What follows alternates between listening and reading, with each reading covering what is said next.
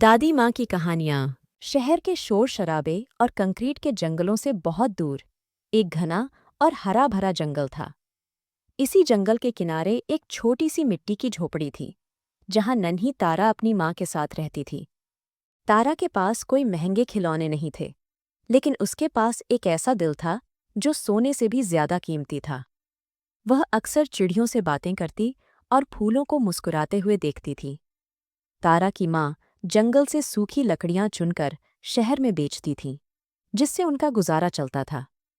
एक सुबह, जब सूरज की सुनहरी किरणें पेड़ों की टहनियों से छनकर जमीन पर आ रही थीं, तारा की माँ ने कहा, तारा, आज जंगल में गहरी धूप खिली है। चलो मेरे साथ लकड़ियां चुनने में मदद करो। तारा खुशी खुशी अपनी माँ के साथ चल दी।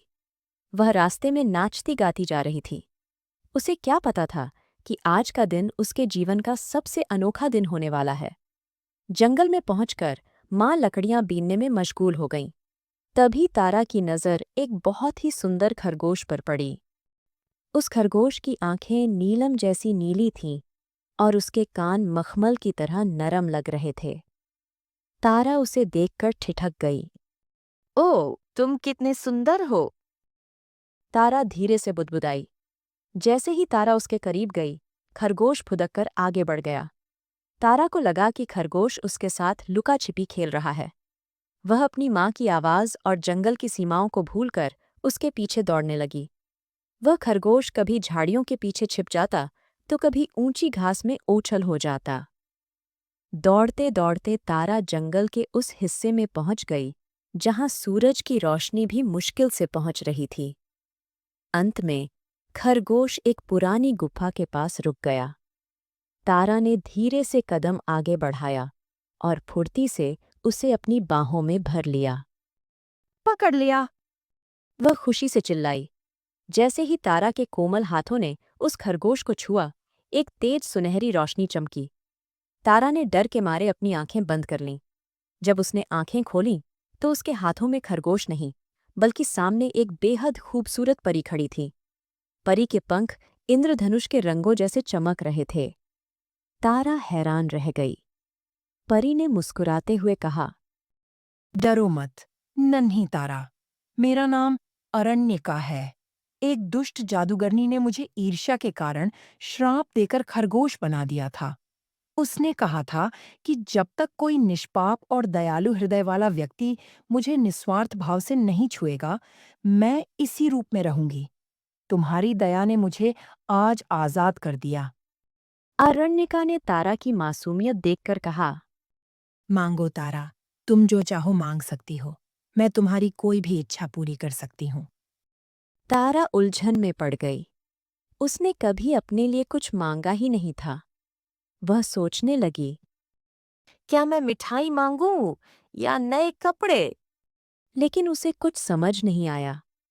उसकी चुप्पी देख परी ने उसे एक छोटी सी जादुई छड़ी दी।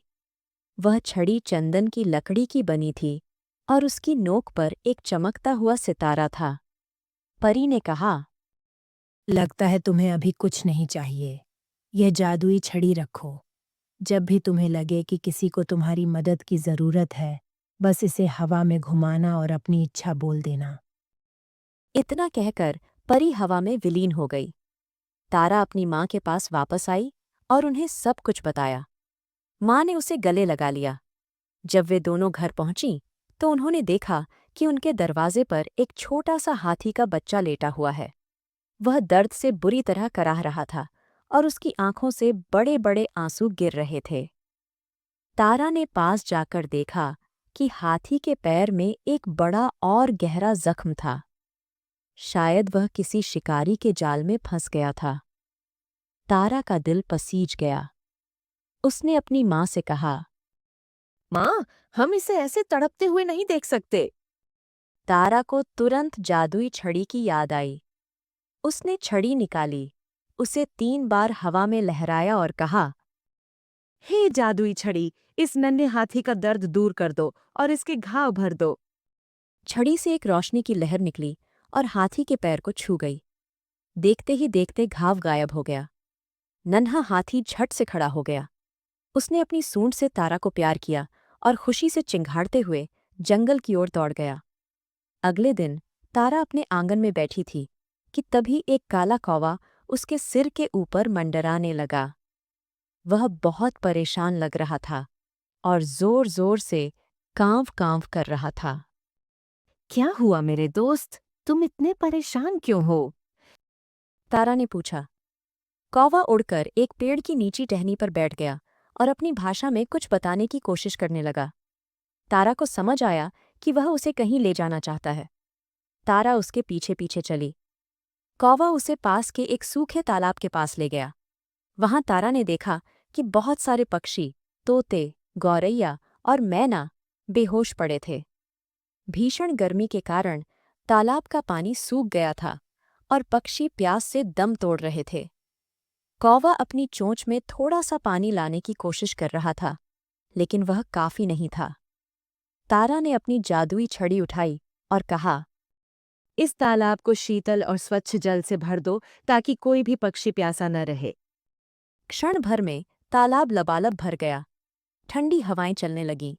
सभी पक्षी धीरे धीरे होश में आए और पानी पीकर अपनी जान बचाई। कौवे ने तारा के चारों ओर चक्कर काटकर अपना आभार व्यक्त किया। तारा की प्रसिद्धि धीरे धीरे आसपास के गांवों में फैल गई। लोगों को पता चल गया कि उसके पास एक ऐसी छड़ी है जो चमत्कार कर सकती है। एक दिन एक लालची लकड़हारा, जिसका नाम भोलू था, तारा के पास आया। उसने झूठ बोलते हुए कहा, तारा बेटी, मैं बहुत गरीब हूं। मेरी कुल्हाड़ी टूट गई है। क्या तुम अपनी छड़ी से मुझे सोने की कुल्हाड़ी दे सकती हो? तारा ने उसकी आंखों में देखा। उसे लालच साफ दिखाई दे रहा था। उसने विनम्रता से कहा, चाचा, यह छड़ी केवल दूसरों की भलाई और जरूरत के समय काम करती है, लालच पूरा करने के लिए नहीं। भोलू को गुस्सा आ गया।